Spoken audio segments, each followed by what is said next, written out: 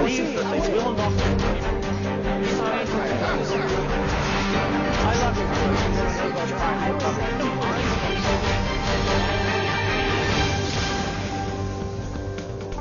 Hello and welcome to Crosstalk, where all things are considered. I'm Peter Lavelle.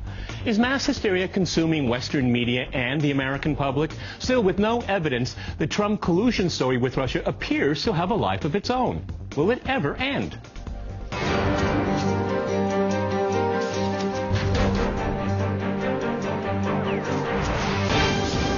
Cross-talking the media craze in the U.S., I'm joined by my guest here in Moscow, David Swanson. He's the director of worldbeyondwar.org. We also have Dmitry Babich. He's a political analyst with Sputnik International. And we have Anatoly Karlin. He's an international relations analyst who writes at the UNS Review. All right, gentlemen, crosstalk rules in effect. That means you can jump in anytime you want, and I always appreciate it. David, you live closer to the swamp than we do here in Moscow. What is your take on this entire media frenzy? Because before the FBI director was fired, he wasn't particularly popular with anyone at that point, okay? No. And now, instantly, and I predicted it, you know, it's going to be tied to Russiagate. And it's giving fuel to this story. If Trump wanted to use this as a cover-up, it was the worst possible thing he could do, but maybe he has a different plan. I think he wanted to stomp it out, and he fueled it. And I think he doesn't know that well how Washington works. I think he doesn't understand what Americans think of this idea of loyalty to a president, you know, because we fantasize that officials are loyal to the Constitution and the rule of law and the will of the public, not a president. That's mafia talk, you know, but that's how it's been increasingly for decades. This is not a Trump creation. He's being honest, just like the military's now being honest. We're not fighting wars for humanitarianism. Americans don't want to hear those things, you know, and this has taken on a life of its own. But what they do want to hear is anything that the media tells them that is negative about Donald Trump. And what I find befuddling is that they're using this Russiagate, they're putting all of their eggs in one basket. Dima, our viewers know, been watching this, we've been covering this story ever since it started. To this point, there has been no evidence presented to the public. Absolutely. But what stunned me most was this transfiguration of James Comey from a villain to a victim. You know, I've been reading the Washington Post and the New York Times last year, so they all blamed Hillary's defeat on Comey for reopening the investigation just before the election, right? Now suddenly Comey is that honest guy who wants to find the Russian connection, and suddenly he gets fired at the most inappropriate moment. Well, you know, I mean, there is only one transfiguration that I can remember that was similar. Mikhail Khodorkovsky, until his quarrel with the Russian president. Explain who he is for our audience. This is the oligarch. Problem. Until 2003, he was that oligarch, an opportunist of bad intentions. I'm quoting right now from Der Spiegel magazine, a dangerous destroyer of foreign investors like Kenneth Dodd. And after 2003, a human rights activist, the best candidate for Russian presidency, a martyr. There is only one transfiguration that I can compare to James Comey's configuration. People are making historical comparisons. I mean, Watergate, which, you know, I was a little taught when Watergate was going on. By the time that we got to the point where the special prosecutor was fired, there was volumes and volumes of evidence of wrongdoing. In this case, we don't have any evidence whatsoever. So that's a historical comparison that is felonious, but you can watch it on the mainstream.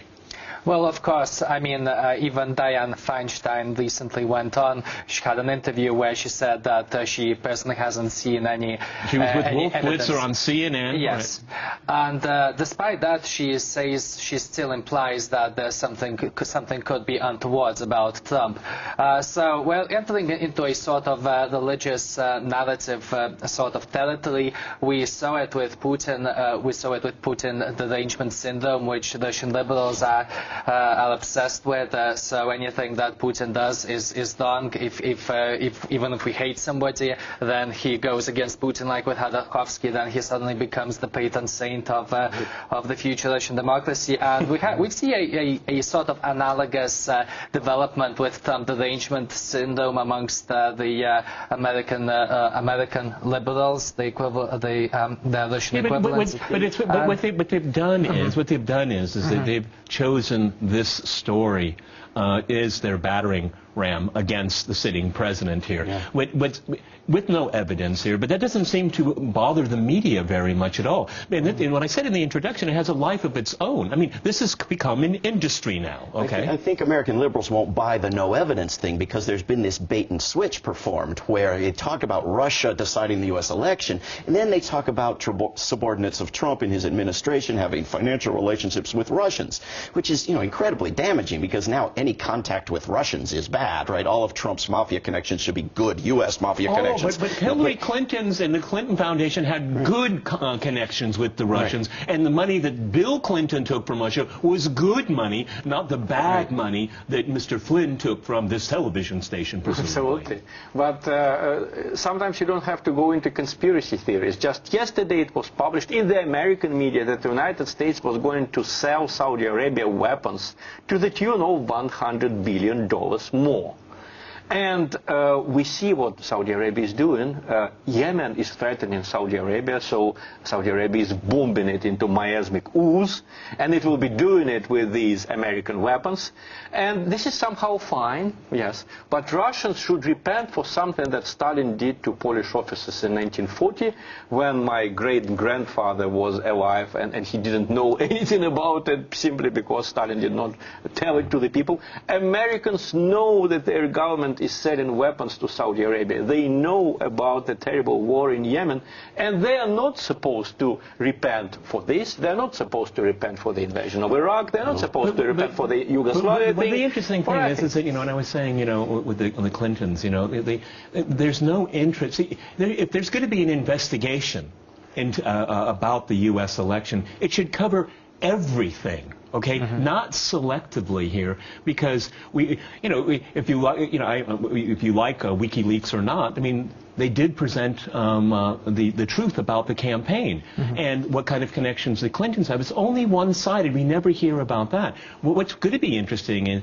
is will the new FBI director reopen again the Clinton investigation when it comes to her emails?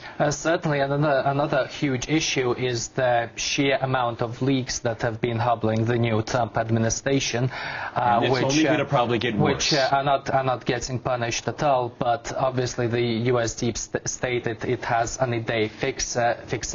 It is that Russia is the enemy, and this idea that there's a Russian occupation government ruling over the United States, it really seems to be settling down. How can it be the most powerful country in the world with the greatest democracy in the world, and it's like a little mouse caught in the corner? You can't. These two narratives can't be simultaneous. They can, and they're put into strange combinations. Yesterday, in my town in Charlottesville, Virginia, in the southern United States, there was a rally of racists with flaming torches at a Robert E. Lee statue for Confederacy and slavery, apparently. And one of the things they chanted with their racist chants was, "Russia is our friend.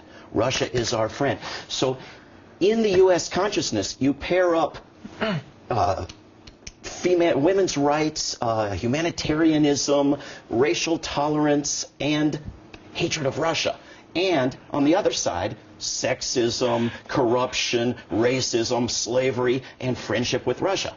Right? These are the combinations that they put in place. This is the binary. And you got to choose teams, right? And so someone like myself who wants to be friends with Russia and not bomb countries and not hate women and not hate Mexicans, where do I go? I don't fit those camps. But this is what has been created by the mafia, and it has a life of its own now. This was not the creation of the deep state. This was a handful of racists. But ultimately, the deep state benefits from this narrative because it keeps NATO relevant. It keeps the arms sales to the U.S. government relevant. I mean, it's a very convenient thing here. What we worry about, Dima, we've said many times on this program, is that there could be a mistake, a miscalculation.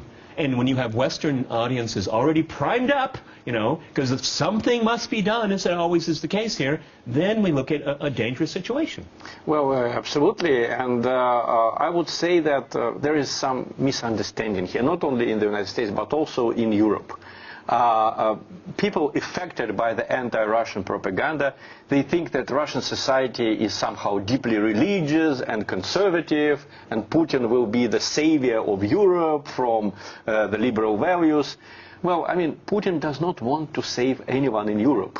Putin wants to have his country in order. And we want to live in peace with Europe and the United States. And Russia indeed has changed since the Soviet times beyond recognition.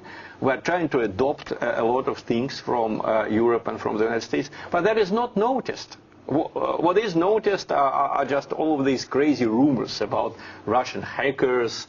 Well, no one has noticed, but quite a few Russian computer specialists abroad have been arrested by the U.S. U.S. Special Services illegally, I think, because it was a neutral territory, and they are being tried in the United States. Do you think just because they were Russian?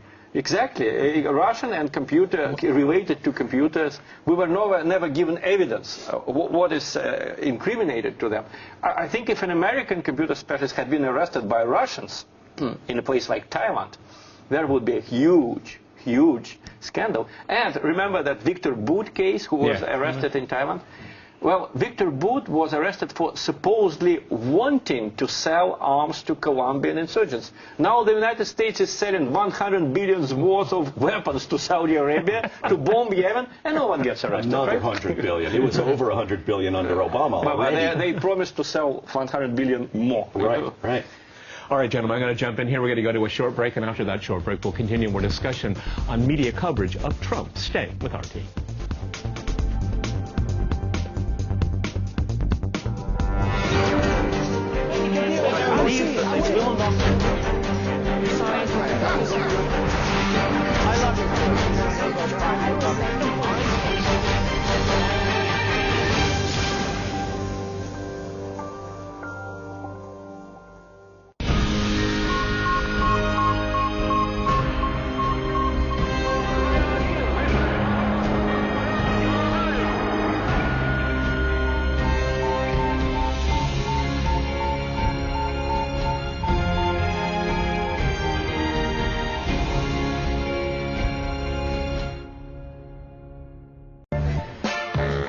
In case you're new to the game, this is how it works now.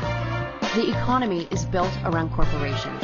Corporations run Washington. Washington controls the media. The media controls the voters. Voters elected a businessman to run this country.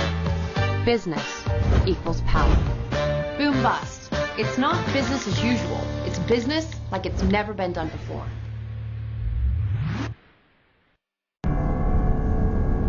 About your sudden passing, I've only just learned. You wore yourself thin, taking your last wrong turn.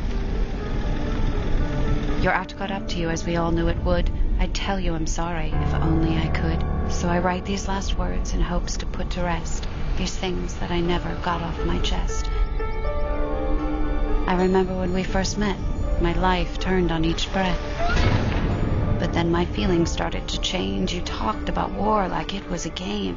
Still some were fond of you, those that didn't like to question or argue. And I secretly promised to never be like you. It's said one does not leave a funeral the same as one enters. The mind gets consumed with death, but this one quite differs. I speak to you now because there were no other takers. To proclaim that mainstream media has met its maker. The traditional division of parties into right-wing and left-wing is no longer relevant. We have gone beyond these boundaries, and we don't care at all if they consider us right-wing. When we talk about security, they say we are right-wing. But when it comes to taking in migrants, we suddenly become leftist. We are right-wing when we defend certain values, and we are left-wing when we talk about public schools and their problems. Left-wing and right-wing are outdated categories, things of the past.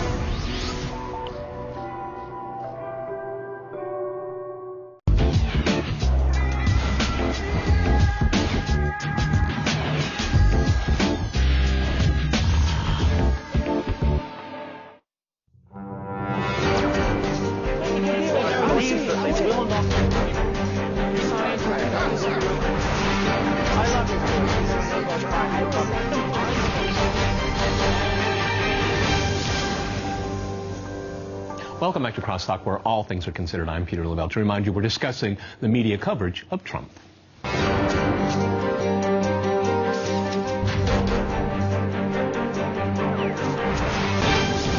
David, one thing that's being talked about ever since the inauguration, actually before, is the potential of impeachment.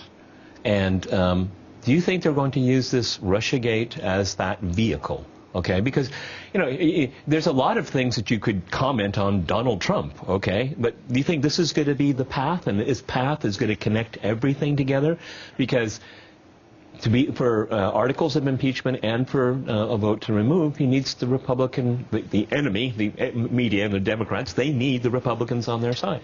It's increasingly likely, and past impeachments that have succeeded and that have successfully created reforms without getting to impeachment have typically been, at least in significant part, bipartisan. And this is the leading topic in the U.S. media and in the Congress, which is, of course, disastrous. Disastrous in terms of risking nuclear war with Russia, among other things, but disastrous in terms of failure to convict in the Senate if there's no evidence. And there are dozens of documented impeachable offenses, from financial corruption around the United States and the world, intentional destruction of the climate, illegal wars, banning Muslims and re-banning Muslims after the court threw it out, and I mean, dozens of them. So at least if they can combine, I mean, because you can have any number of articles of impeachment, but this is where it's going, because with impeachment, every obstruction of justice, every refusal to answer a subpoena is a new impeachable offense. But they're going to use the patriotic card, because you know, you look at all these other issues that you mentioned. I mean, that doesn't galvanize people here, because it's all about national security and who is a patriot and who isn't a patriot here. And I think that's an interesting path here. But Donald Trump, as president, can declassify any document he wants. It begs the question, why isn't he? So, I mean, I suppose that there are good reasons why he can't just declassify it. The way I see it, like, if you're going to try to impeach Trump on something that's going to be something that the American elites aren't involved in, and so the strike on Syria, I think, is the most outrageous thing, personally, because I mean, the Muslim ban, well, okay, I mean, this is for the courts ultimately. I don't think it's an impeachable thing, but the attack on Syria, I think, is. Oh, well, nobody will go. But obviously, I mean, because everybody loved that. Yeah. Everybody loved obviously, that. I mean, Hillary Clinton was still talking about setting up no-fly zones. I mean, she probably things would have gone in even further if she had been at the helm. So really, the Russia thing is the only thing you can legitimately latch onto now. I don't think. I hope that there isn't anything there. Yeah. But the Russia thing is the only thing you gentlemen have talked about that doesn't have any evidence attached to it. Exactly. Everything else, there is evidence. The one like disturbing thing is that according to the prediction markets and the betting sites, there's something like a 20% chance of Trump not finishing out his term during this year, or 50% for his entire term. And so, I mean, as we saw in recent months, the betting people have actually been correct more often than not. Well, a lot of people lost on the election. Okay, I mean, the New York Times gave Hillary Clinton a 92% chance of winning. Peter, not the New York Times. The pollsters were wrong. It was the gamblers who actually more right on average, actually. So. Okay. Well, I think we all sometimes fail to see the really important thing behind Trump's election. I think it was mentioned by Anatol Levin in his article. That is, the reason why people voted for Trump, it was primarily the fact that they were fed up with politics as usual. It was a protest vote. And when the American media says, oh, Russians hope that Trump would be their man, they get disappointed, that is not true. There was never any infatuation with Trump in Russia. True. The idea, True.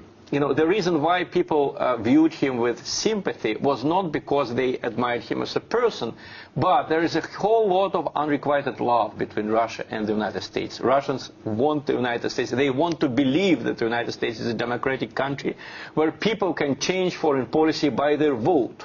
It turns out that this is not the case. And that makes people in Russia frustrated. Not the fact that Trump is not that peacemaker that the people wanted him to be, but the fact that, in fact, voters in the United States have no clout. This is really sad thing. It seems to me, and this is how I look at the firing of Comey, the hysterical media reaction to it, which was just way over the top, is that I have to think Trump has a plan.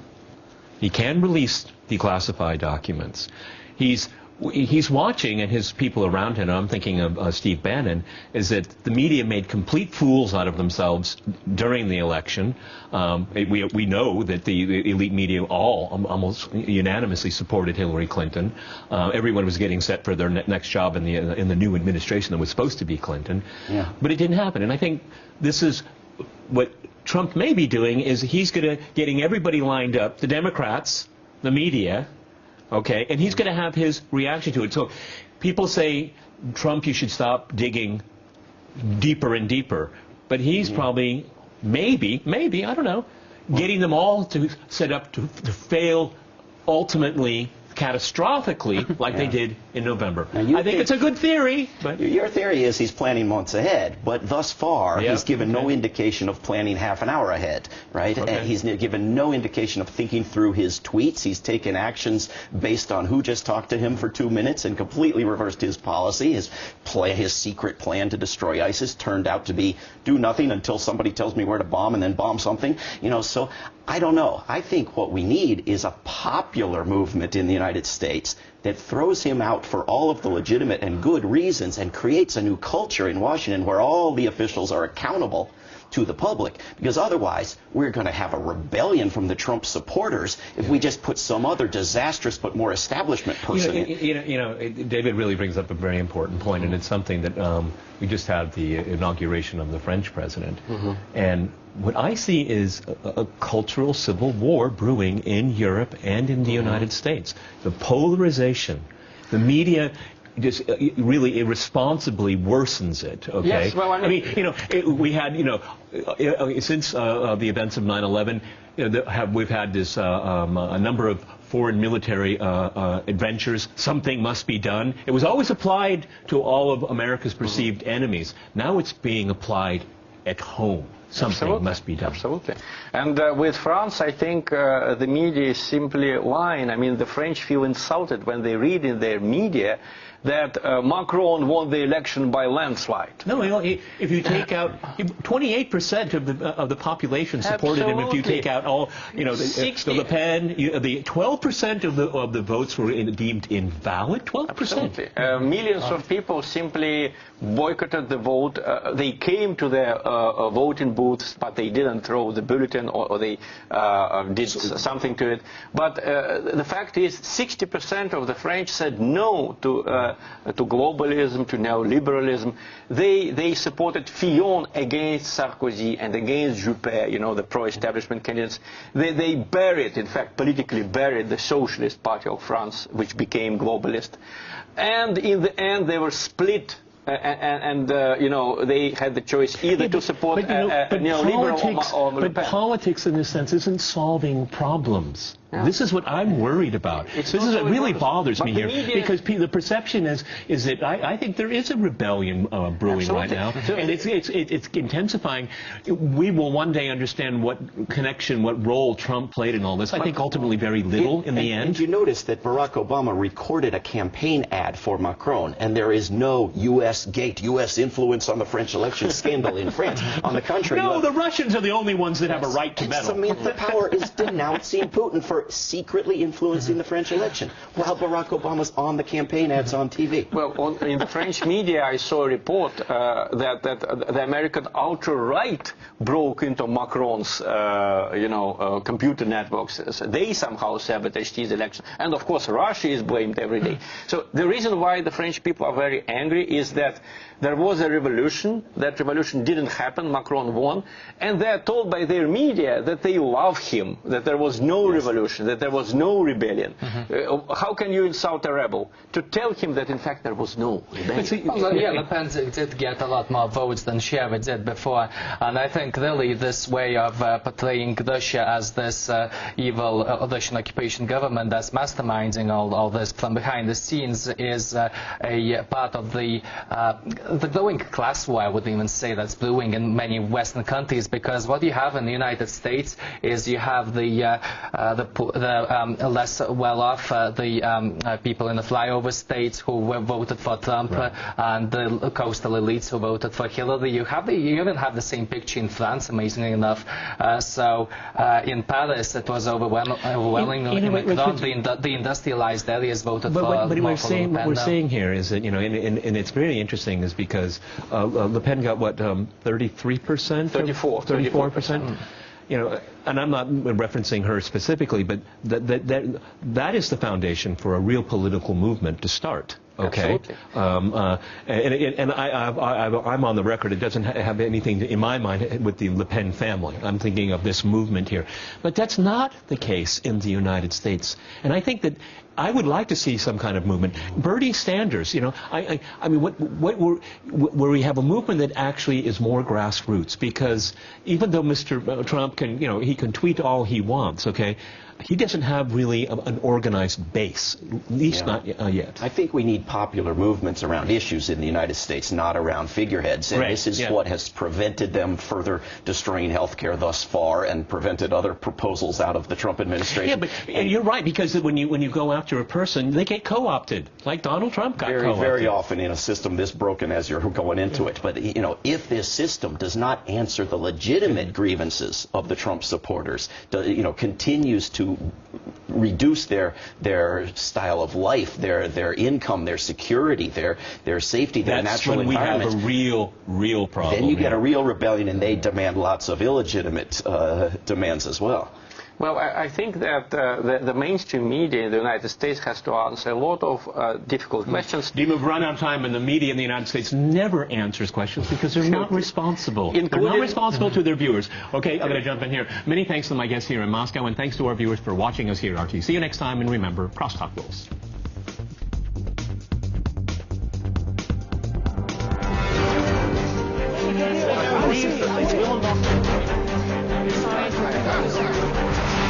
I love it.